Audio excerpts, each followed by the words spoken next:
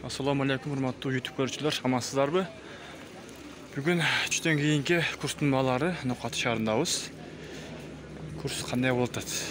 Көрүп, лайк, комментарий жазып кетиңиздер.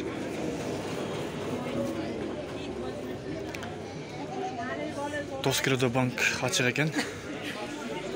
Доллар 82,5, евро 84, рубль 1 экен. Доскредо банкта, калган банктар жок экен, бүгүн суббота.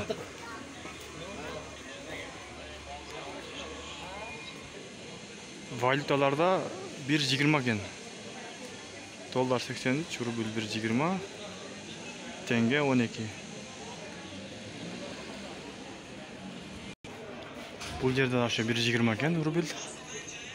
1000 рубльнин 1020 сом болот. Бүгүн пасыракпы. Байтүшүм банктагы курстун баасы доллар 82,30, евро 86, рубль 1 экен. Сатылышы 1,15.